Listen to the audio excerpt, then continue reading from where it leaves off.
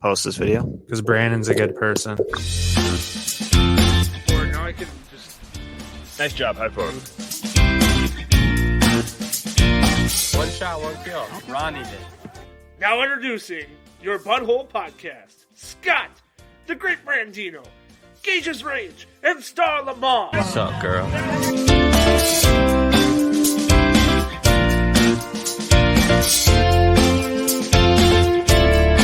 I love the BudHole. Who doesn't love the BudHole? Welcome in, everybody, to episode number 224. This is the going home episode.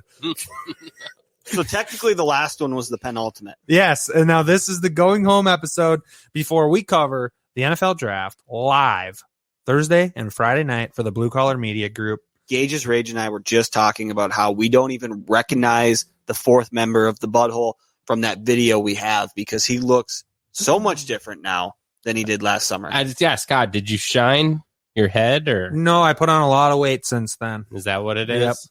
Yep. It's definitely coming out of winter, and I kind of take what most bears take, as in when you go into winter, you got to bulk up like a grizzly bear. We know what it is. You're in rut. You're looking for your mate. I'm fucking always in rut, dude. God. I usually start in like April, May to get ready for the following winter. Oh, that's a It's good a smart idea. Should I choice. try I get a that head this time? start on it. Yeah. I'm still waiting to get ready for 2025. So Bulking up. I'm Until then. on par. In the words of the great Gage's Rage, poop is lube. we're not living that one down, huh? No one else here said anything they regret on the podcast ever. No. Oh, no, I've said shit. Let me just. This is You're just not a list of shit we're That's gonna the blacklist. This is yeah. You don't want to be on this list. You're okay? not the motherfucker who said he hit the end of Pornhub, okay? Poop might be lube, but if you made it to the end of Pornhub, you've seen plenty of poop And used as why lube. is anime the last suggestion on your fucking end of the list? That Because I should didn't be like think I'd be into it, 5 or dude. 6. I didn't think I'd be into it, man. Is that a journal? What is? It's his. Don't flip any more pages, okay? It's where It's he draws actually my naked pictures of the BudHole cast. I know we won't remember this one, but there's a lot of BudHole 5 notes from in here. So Is that But- a thing? Believe it or not, this is not the Poop is Lube Forgot about podcast. BudHole time. This is the unveiling of the BudHole's Top 100, compiled by me. Yeah, this is not. I'm just gonna jump out ahead of you here, Scott. This is not the BudHole's top 100. Well, it's the only one we have. This so. is Scott. Technically. Scott from the BudHole's top Top 100. 100. Yeah, I we're gonna endorse this one. we're gonna open it up for That's dissection. because you only from know the rest 15 of the- people who are on it. What? 15? That's pretty good. But Gage, hold on. before Before we start, Gage, name 15 players in this year's upcoming draft. Star will give you $1 for each correct answer over 15. Actually, No. okay. and also before Brandon pulls it up and puts it on the screen, I want to play a game with you guys really quick that I actually compiled, and I talked it over with Brandon about playing it. If you'll remember. I remember you talking over playing a game. Is it about where previous players in the draft went to college? No, it's Yeah. current existing players, and we're going to play it this way. Okay. First person to get 3 strikes is officially the loser. The loser's the loser. There will be no winner. You're just a loser. Okay. That's a fun game to play. Everybody loses. What's Nope. the name of this game? No, the Gage first loses? person to get 3 strikes loses. That's just how it's going to work. I think every game's called the Star Lamar. We're going to start with I just not answer. Let other people fight. pick a for number strikes. 1 through 100. This will be the pick order. 69. I got it. Check the tape. 60. Can you go over? Nope. You can go over. Just closest. 68. Okay, so the number was 27. So Star Lamar's closest. Well, he will go first. We both guessed 69. Yeah, you two will go second and third, respectively. Rock, paper, scissors for it. Or fingernail fight. Shoot.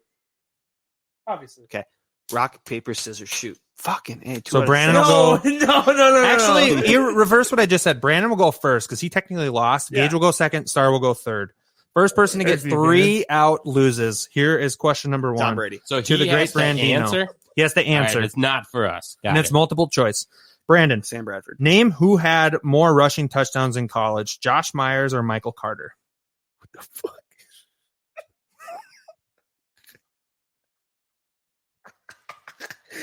Five. Well, Michael Carter went to North Carolina. I'm going to go Josh Myers. And Josh Myers is an offensive lineman, so Michael Carter would have been the right answer. You have 1 strike. Should've I went can't Michael believe you Carter. picked the offensive lineman, you idiot. Gage's You rage. never know. A lineman can line up as fullback sometimes. Hey, don't worry. If there's Gage's rage Fair. for question number 2. Yes, suck it. Who had more passing touchdowns in college, Joshua Bledsoe or Davis Mills? Oh, you're trying to confuse me with the Bledsoe character, so I'm going to take B.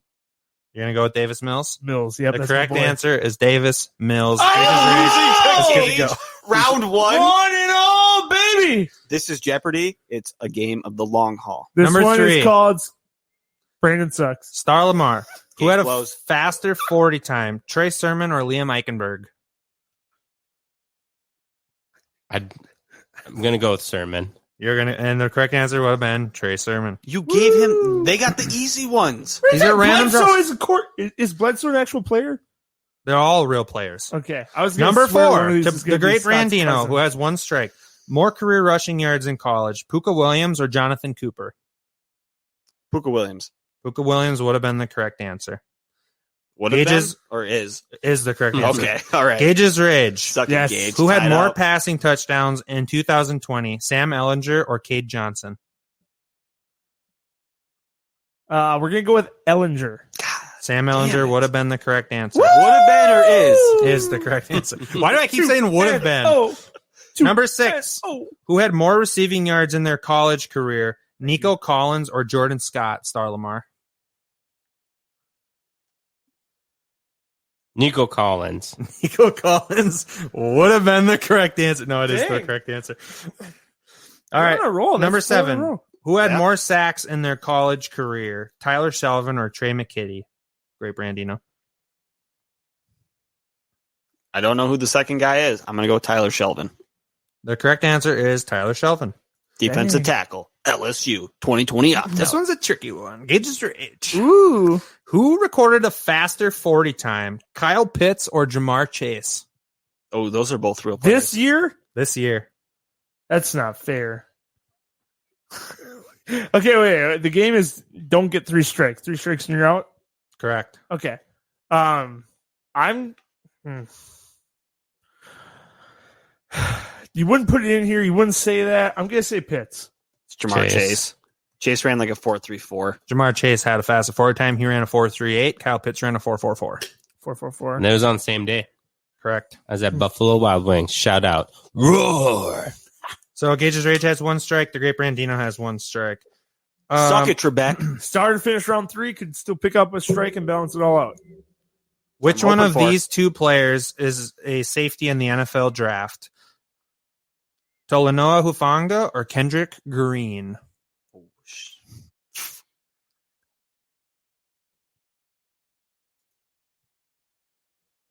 Kendrick Green. The correct answer is Taloa Hufango from Oh, USC. welcome to the We all strike have club. 1 strike. If this was bowling, we'd be doing pretty good. That's horrible.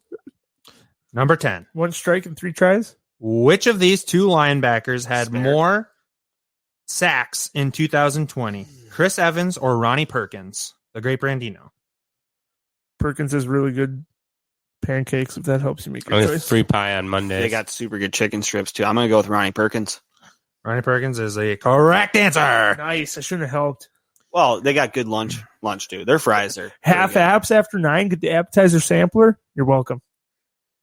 Yeah, good breakfast. Gage's Rage, number 11. Tremendous 12 always. Really? Which of these 2 Hearty quarterbacks breakfast. had more passing yards in 2020? Brady Davis or Tyler Coyle? Oh, I'm gonna go with Brady Davis because it sounds like a lot like Brady Quinn. Brady Davis is the correct answer. Woo! Number 12. Who was, by all accounts, the better tackler in college? Nick Bolton or Hunter Long? Star Lamar. Nick Bolton. That is a dead-on answer. Brady Quinn was a really good college quarterback. So you can Where take did your you go? What smarts school did you back. go to? Notre Dame. I knew it, though. I knew it too. Just didn't give me time to answer. I'm sorry. Great I think Brandino. Nick Mangold married his sister. Good for Nick Mangold. Don't fact check that, though. But Scott's running out of questions. He was I am hoping running for- out of he's hoping for 3 strikes. I'm running out of questions hard. This was the make fun of Gage game, and it's not turning out how you thought, eh? No, this was a roast you fuckers game. The Great Brandino. Who had a faster 40 time? Kenneth Gainwell or Nico Collins? Nico Collins. Hang on, I got to look up Kenneth Gainwell's. Kenneth Gainwell does not have top-end speed. So you guessed wrong? No, he doesn't. So I guess Nico Collins. Oh. Top end speed and 40 aren't the same. Kenneth Gainwell's pro day, he ran a 4.42. That sucks. Nico Collins ran a 4.44. 4.44. Yes. 0.02. So- Kenneth Gainwell beats Nico Collins. They're Great pretty Brandino much has the 2 same. strikes. Strike! This That is is a bullshit game. Actually, 200ths of a second Strike! That's our new sounder Oh, star. and two. Here we have it lined up. 0-2. Gage's Rage. Who had more interceptions in college? Paulson DeBeo B. or Tommy B. Taguai? B? B. It is the first one. Aw. Did you say Tommy Tagai? Yes. Defensive tackle, Yeah. Ohio State. Oh, nice. Someone Star did Lamar. their D-tackle research. I know my defensive tackle. Sorry, you didn't do it. Star Lamar. 0-2. 0-2. Who gave up more sacks in college? Jackson Carman or Peyton Turner? Jackson Carman. You are correct. Who gave up more sacks? Like a bad offensive lineman? Who had more sacks? Yeah. Oh, okay, sorry. No, gave up. Who gave up? Allowed Oh. more. Who allowed more? So it was a worse offensive lineman, right? Correct. The Great Brandino. Who had more tackles in college? James Wiggins or Stone Forsythe? James Wiggins reminds me of Jermaine Wiggins.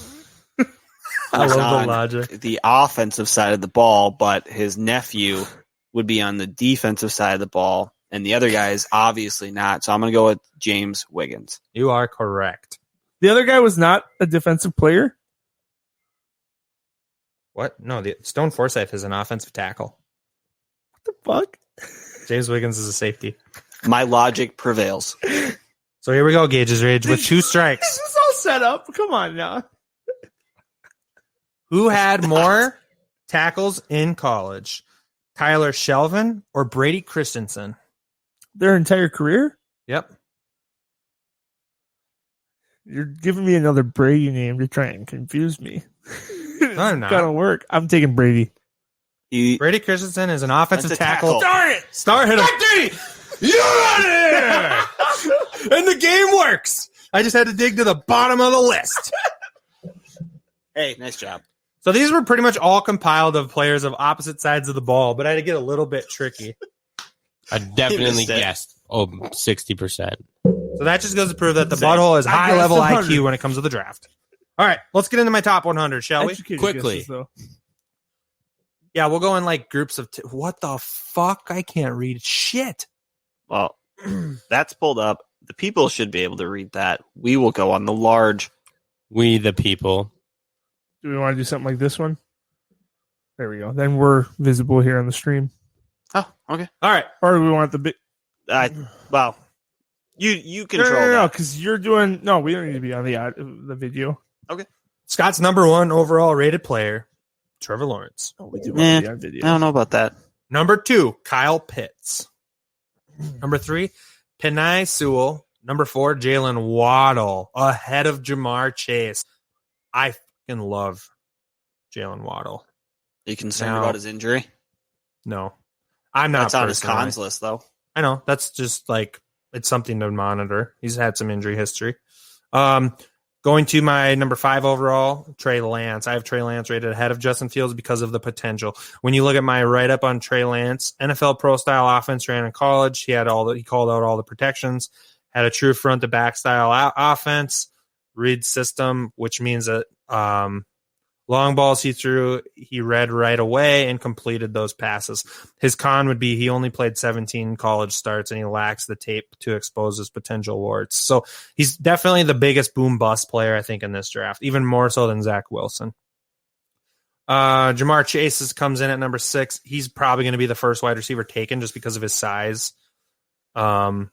Well, He he's does got have- the speed, too. Correct. He does have the drops on routine plays for a guy that's his type of hype. When I say that, he doesn't have per se drop issues, but he does drop some of the easier passes that should be catchable if you're a top 10 prospect. Stephon Diggs-esque. A little bit.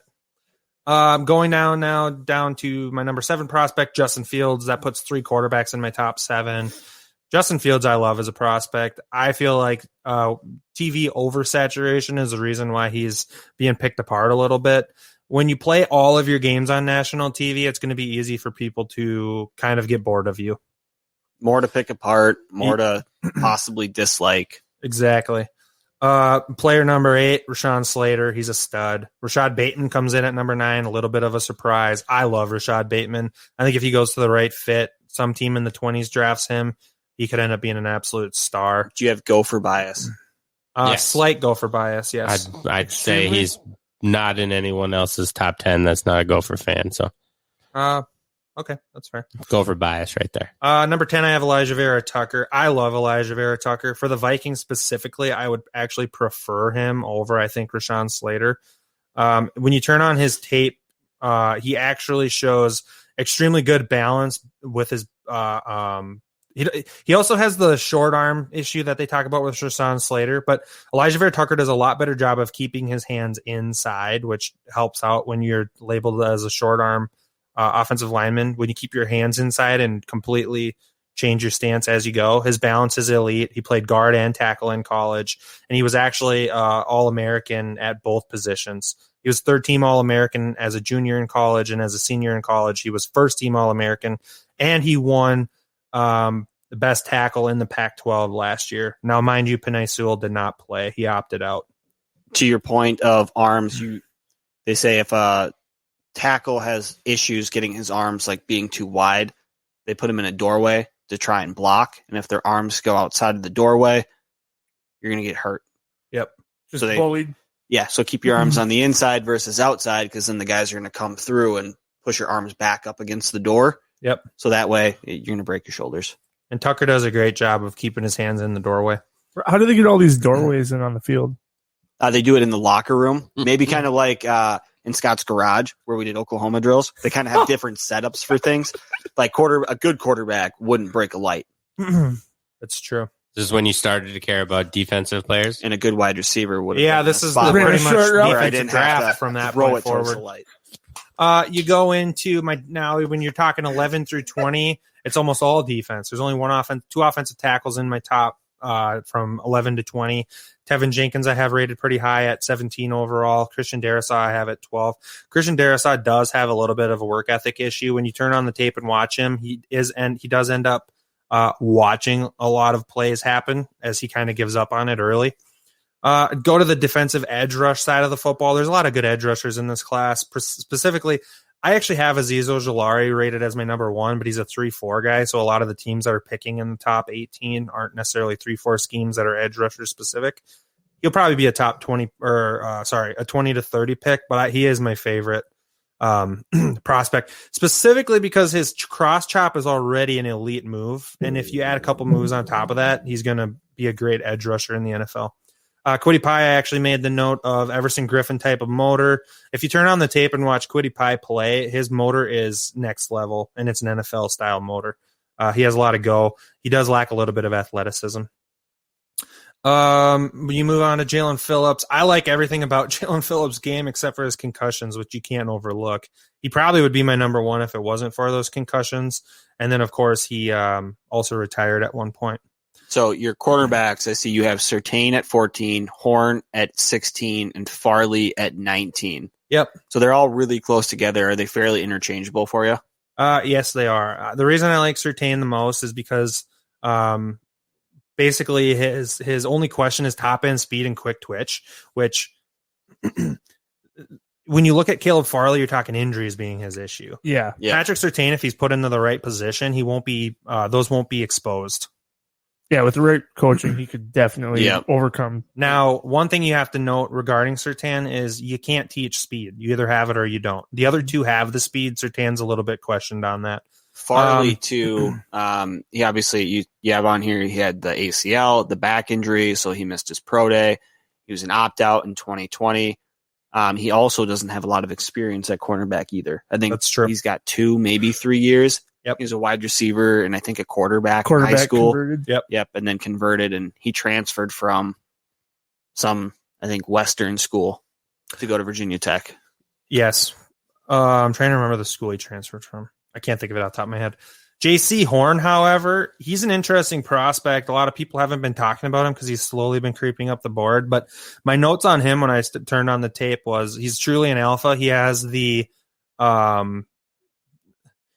swagger to, if you were to plug him into a defensive back end, he could be the identity of that team's back end, which most teams picking in the top 18, they need that at cornerback. They need a cornerback to come in and take over the room. He has quick feet. He's good on his initial hand jams. Even though he didn't have any turnover production in his final year in college, he is an attacker of the football when it's in the air. Some cons regarding him: his grabbiness at the top of routes could be an issue for him at the next level. A lot of times in the NFL, rookie cornerbacks have issues with that anyways. But then you also have no real turnover production until his final season. So really with him, is he able to make the plays on the ball in the air? I personally feel like he will at the NFL level, and it could end up being a reason why he's taken as the second or third cornerback, and he could end up being the steal of the draft.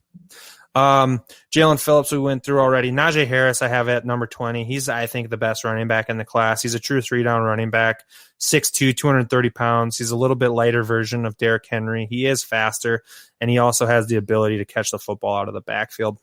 Now, he's fast, but from what I've read on him, he doesn't have that burst right away. So he's a little bit slower to get going. And that's where the Derrick Henry comparison comes in. Derrick Henry doesn't have that pop off the top either, but if he gets going, look out. Where else are we going here? Oh, Jeremiah Owusu-Koromo, we talked about being a true safety kind of linebacker hybrid. If he goes into the right defense, I love him as a prospect.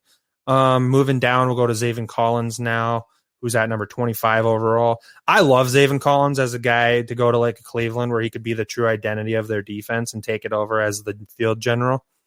Let's move to Kadarius Tony, who I have as my 5th overall wide receiver, 28th player. The reason I love him going to Green Bay is because of his ability to play out of the slot and become an extension of the run game, who they tried to use. I don't remember the guy's name last year as that. MVS? No. Allen Lazard? No, he was lower on their. I think he was actually technically a running back. Tyler Ervin. Kadarius Tony could absolutely be that Tyler Ervin role, but effective as hell in that Green Bay offense. I really hope they don't draft him for Minnesota State. What about Jameen Davis? You have him at 27. Yeah, so Jameen Davis, if you look at him, he benefited greatly from a pro day, from the pro day circuit after cutting off some numbers. He's primed to be drafted in the first round of the NFL draft. He plays with a very calculated and almost never wastes movements, which in the NFL, it's a big deal if your linebackers have no wasted movements because generally they're the ones that have to plug the gaps. I love him. I don't know that he will go in the first round, but he's definitely a first round grade in my book. He is truly a 4-3 linebacker, though. He could be a 3-4 insider, I guess, but I'm just not sure that his position is going to warrant a first-round pick out of him. And you had Greg Newsome at 24, so he was your 4th-ranked cornerback in this draft.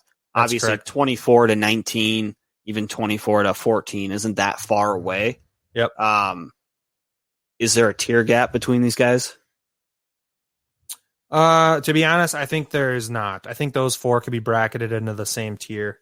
I do think Asante Samuel Jr. would be the next tier down, and I would almost put him in a tier of his own. I think he's a true clear-cut next guy on the list. Because if you look at my rankings, he's 33rd overall in my 5th corner. And if you go down a little ways, I don't think the next corner comes up until it's a little ways down. It's probably in the 50s somewhere, 55. Yeah. Or wait. 62. 62, sorry. Also a debut. Yeah, 60 overall. So one thing I noticed, and I'm not trying to cut you off, but you had Baron Browning, Ohio State, ahead of players like Trayvon Moehrig, Asai, Sermon. Is there a reason you like him so much? 29 seems just a little high for him. Yep. So here's where we go. So Browning never had the luxury of setting into one position in college. As OSU had him play all different positions at the linebacker. He played off the ball, rushing linebacker. They made him be a do-it-all, which could make him benefit greatly at the NFL level. I think he's a more dynamic player coming out of college than the players that you mentioned, especially like if you're talking Trey Sermon or you're talking go down a little bit farther. Trevon Moehrig is obviously 32, so those two are close. Gregory Rizzo, for instance, Landon Dickerson. I don't think he's going to get drafted ahead of these guys, but I do think he's a more NFL-ready prospect. He benefited greatly playing for Ohio State where he played all those different positions because he's very flexible coming into the NFL. I have Trey Sermon as my third-rated running back. Some of that is due to Matt Waldman talking. Trey Sermon was also a sleeper of mine, to be honest, coming into the draft, where now the cat's out of the bag, especially being we have plenty of people that I compete in fantasy leagues with that listen to the show as well as partake in the BudHole podcast. So the cat's out of the bag with Trey Sermon. Just a long con. He was trying to talk him down for quite a while. No, I never talked Trey Sermon down. Sermon runs kind of clunky, can't catch, not very good. I never said a negative thing about Trey Sermon. Yeah, he's got no cons in your list. Yeah. Fair. Javonta Williams is not too far away. He's the next pick down, 35. I think he's a solid pick too. I think those two rank out right next to each other. Waldman has Sermon as his number one over Najee Harris, but I would probably go Harris, Sermon, Etienne. I don't know where I'd rank him in 100 list, but I would just swap that around. But yeah, I mean, they're really not that far away to be that much of a difference. It's not going from 34 to 70. Where was Etienne? I know Najee was like 20. Etienne was 25. 26, yeah. Okay. I do want to note, too, regarding Trevon Moehrig, if you go up to him really quick, I like to read my write-up on him. So in a weak group, for this year's NFL draft, Trevon Moehrig has managed to stand out and be truly a shining light. He's versatile, and the main reason why is he's capable of playing coverage or coming up and holding his own in the box. The reason I mentioned him as a possibility for the Vikings in our mock draft that we did in episode 222 is because he would truly unleash Harrison Smith's ability to come up and play inside the box, and then Moehrig would be your over-the-top safety. I don't love him as a pick for the Vikings, but if the draft happens to fall the way that it did in our mock draft, I think he would be a feasible option because he is clearly the best safety in the class. He does need to improve on his angles when he's attacking downhill, but I think that's something that can certainly be taught. Continued down. I personally love Gregory Rizzo. I think he's getting a little bit of a bad rap as being an end of the second projected pick. When you look at him, his size alone, he's 6'5", 260 pounds. He's a converted wide receiver and safety. He has the athleticism and size that's rare at his position. For a linebacker, he's not overly explosive, but his size is enough to really get after the quarterback and also hold up and run pursuit and gap control. He reminds me a lot, to be honest, of like Jadeveon Clowney. Doesn't have the top athleticism, but he's going to be a very, very effective player in the NFL. Jadeveon Clowney is pretty damn athletic. Yeah, powerhouse. Clowney he is not known as a speed guy, though. But wasn't his 40 like at least top 3 at the It is not translated into the NFL. Pop the shit out of that guy in college. Look up Gregory Rizzo's 40 time. His 40 time is not that bad either. Well, yeah, he was a wide receiver. Yeah. Back in the day. Jadeveon was a 4.53. That's not that great. I mean, it's not bad. I sound like I'm ripping Jadeveon Clowney. I don't want to sound like that. No. I don't think unathletic. Rizzo was a 4.56. So, but when you look at some of the top guys in this class, there's some insane. You have what's his name that ran a 4.38. No, it was 4.68. Sorry, Jalen Phillips was 4.56. So that's fair. Second. But Jadeveon Clowney's had injuries and stuff. He's not the same guy that he was when he came in. Let's move down to my first interior defensive lineman. I have Christian Barrymore. I don't have that much to say about him. He's most people's first overall, so we don't have to get too far into it. I would like to note Levi Onwuzurike I have as the number 2.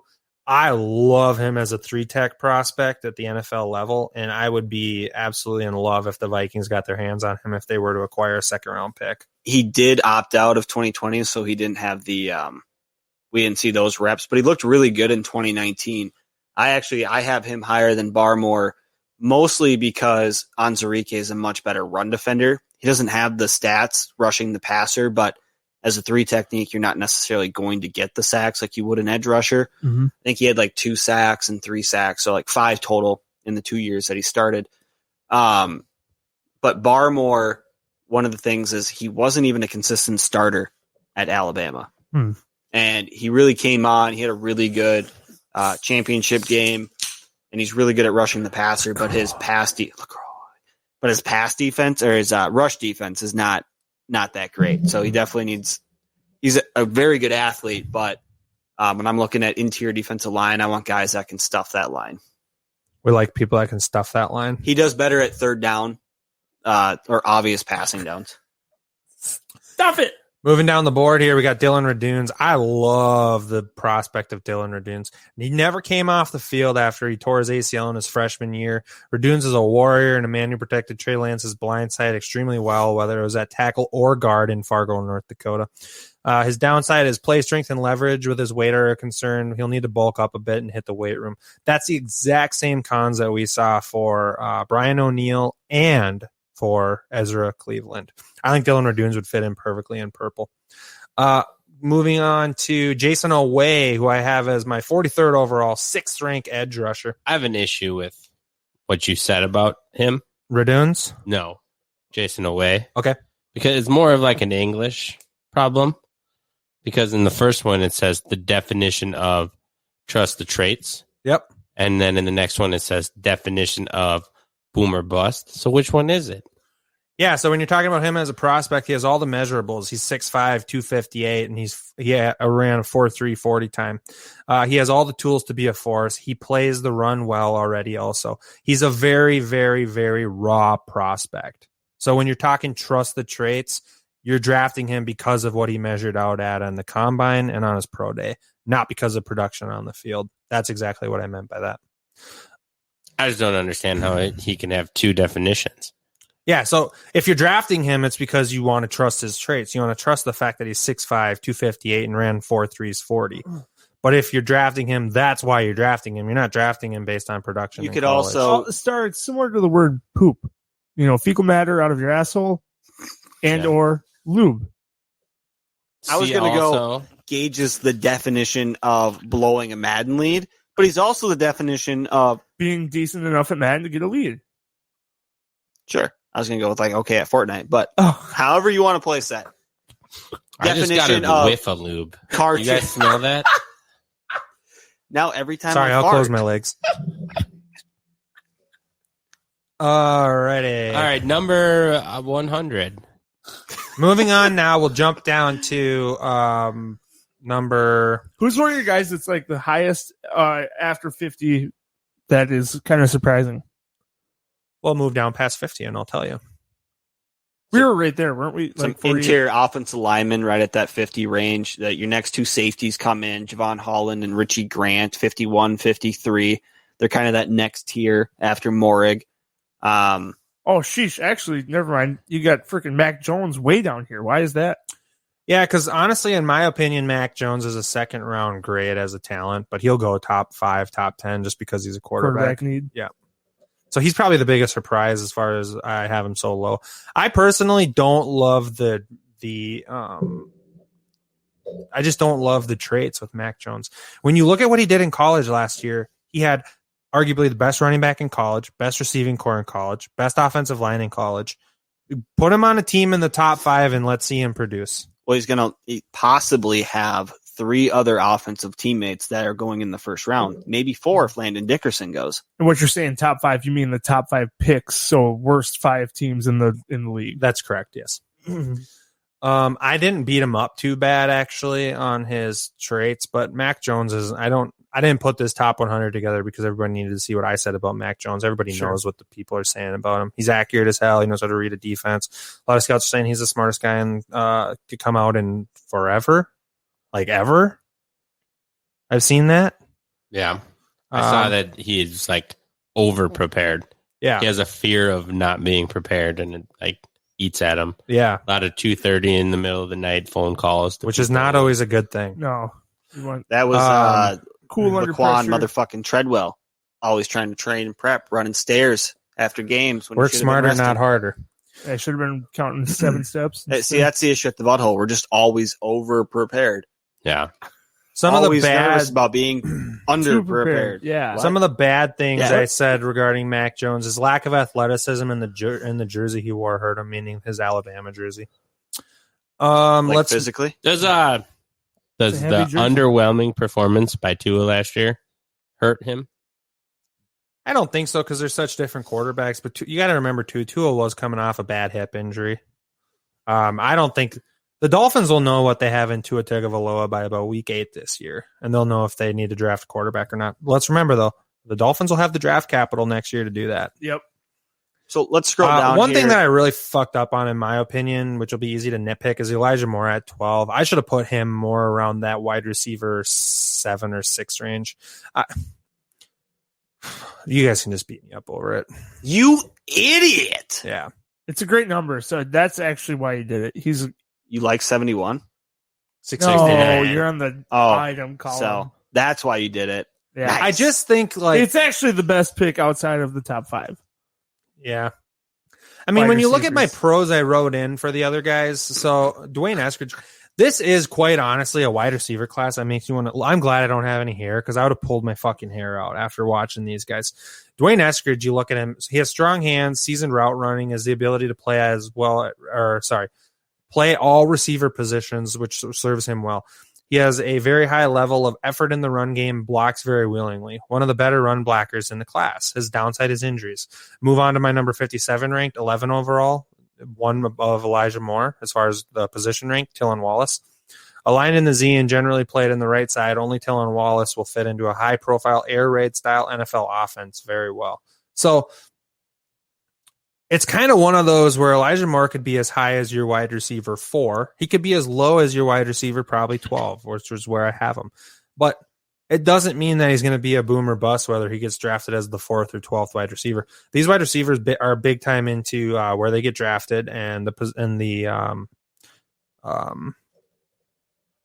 I guess you'd say the opportunity that's presented to them. Elijah Moore has all the skills, though, to be an absolute star. At 73 there, I see it. Ifeatu Melifonwu. Yeah. Is that, I'm assuming, the brother of Obi? I did not read that regarding him. That would be something we should look up, though. Is he a athletic freak? Yeah. Yes and no. I mean, he doesn't jump off the paper. Pull up his measurables, Brandon. I know you're going to hate having to type in that name. He's 6'3", 214 pounds. My Google search wouldn't even pull it up. 21 years That's old. how off I was. So this is the guy that I believe I had the Vikings drafting in my mock draft. He reminds me a lot of Cam Dantzler, to be honest, coming out of college last year. He's got the size. He's meant to be an outside corner. I don't think his 40 time was great, although 40 times are a little bit tough this year. He just reminds me of the type of guy that 4.48. So he ran a decent 40. I don't remember what Dantzler ran. That's probably similar. Vertical of 41.5. It's pretty good. So How tall is he again? If his brother is who I think it is 6'2". from a few years ago, just physical specimen, overdrafted, I believe, by the Raiders, and never panned out because he just could jump out of the building, run faster than everyone, and was huge.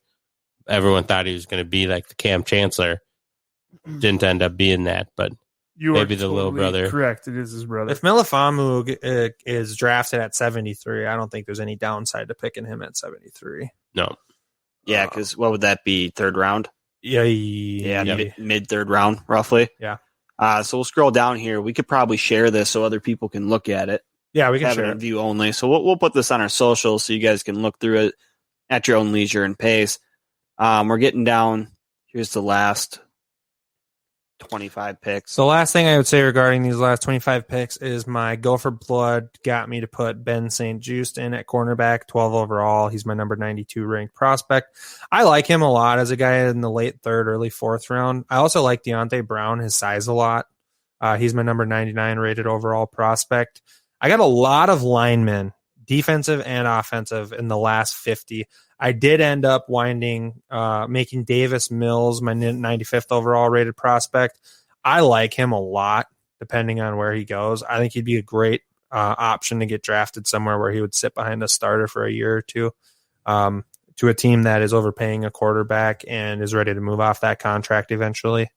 Cough, Vikings. You also see Bashman Jr. here, Quincy Roche. Is it Roche? Roche? It's Roche. Roche.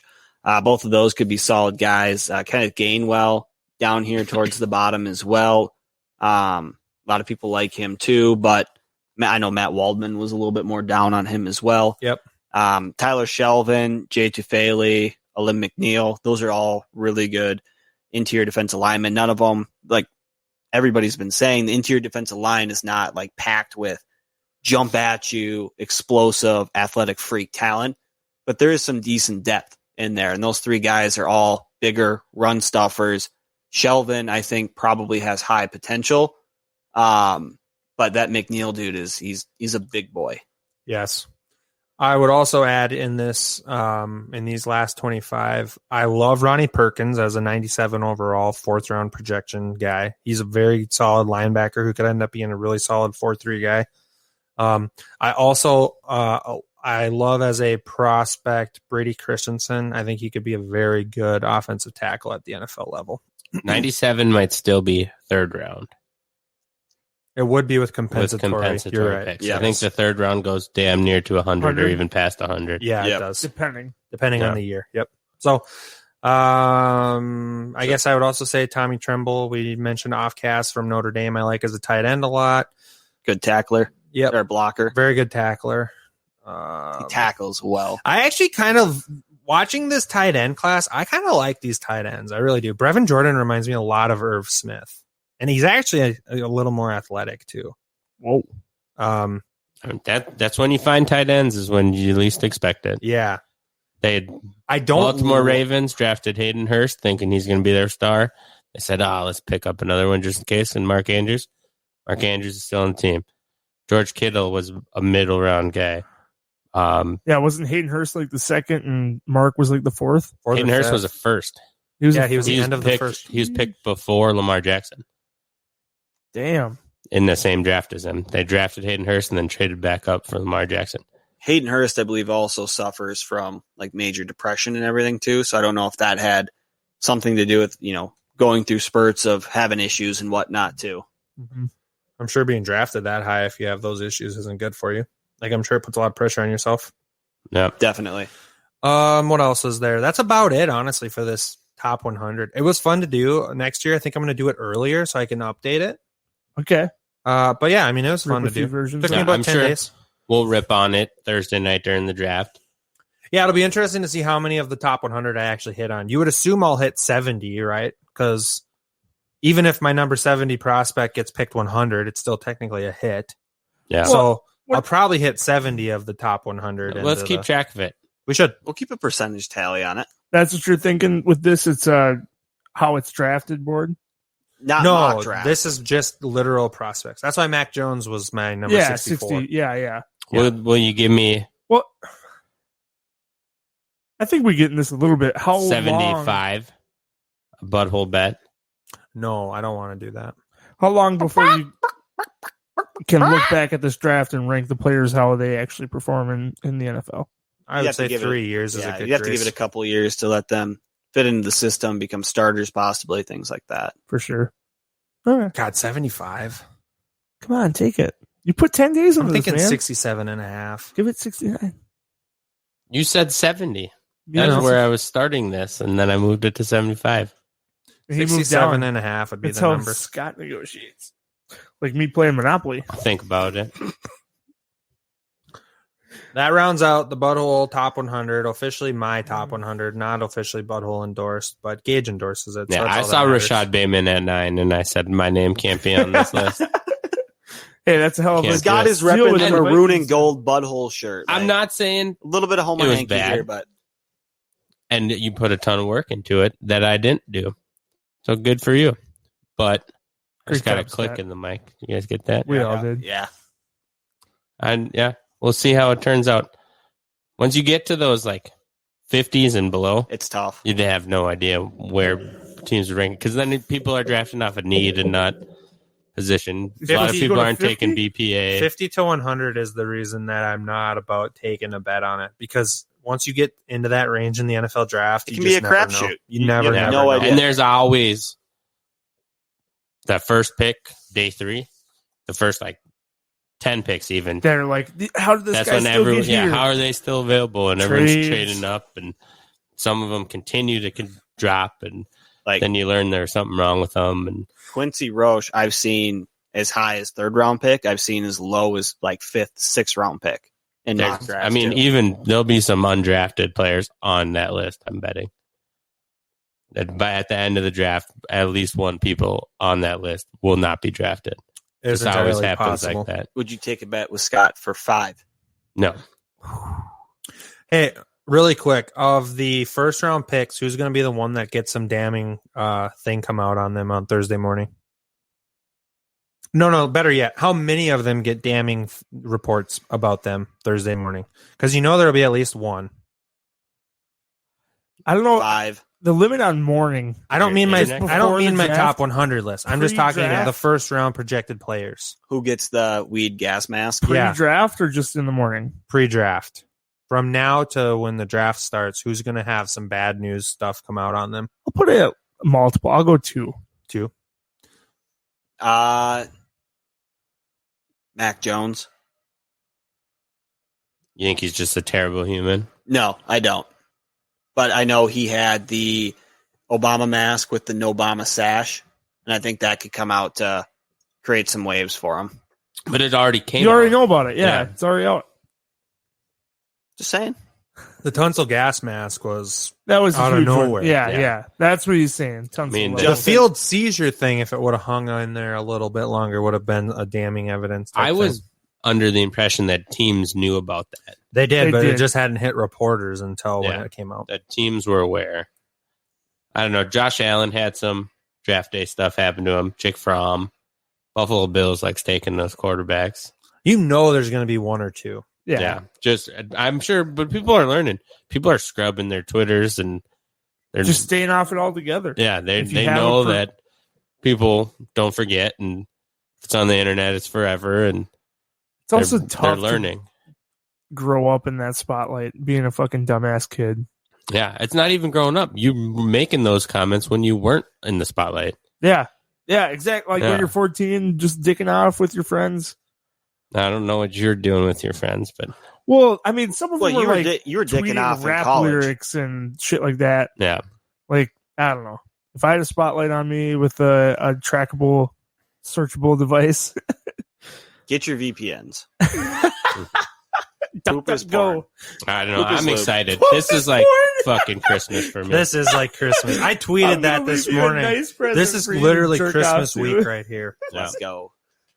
The NFL draft, I don't think I get as excited for anything NFL related as the NFL draft besides week 1 and potential playoff berth matchup for the Vikings, and then obviously playoff games. If the Vikings aren't in the playoffs, I don't get as excited for playoff football as I do the NFL draft. Now, one of those includes fantasy football that doesn't hit your football. Well, that's a different different beast. Yeah. The NFL. I'll be honest with you. Fantasy football, that opening weekend, I'm super excited about, and it's fun. But it's a grind. I don't get the pure joy out of it because it's always you're working to make sure that you got your roster uploaded. I love it to death, but it's just a different You don't have to make 100 trades before the season starts. I don't do that generally, dude. 105. Generally. All that work to get 3rd place. And with that, go jerk off. Bye. I still Check smell out our lube. website, www. Poop is lube. Poop is lube. We're on all socials at Official BudHole. Please leave us a rating Just and getting review on whiffs. Apple Music. oh, dude, I've been We'll shitting see you my next pants time. entire night. Yeah. No. If I did, you wouldn't be sitting there. I have a pretty strong tolerance. God, boys, Yeah. this is such a big week. I'm excited to see what we hit for review numbers. We should talk to Paul and see what Ernest got last year for views. I'm sure we can find it somewhere. Because it was Into the Lab that covered the Draft for them. draft last Yeah. year. And Check out BCMG, bluecollarmg.com. I think it was successful.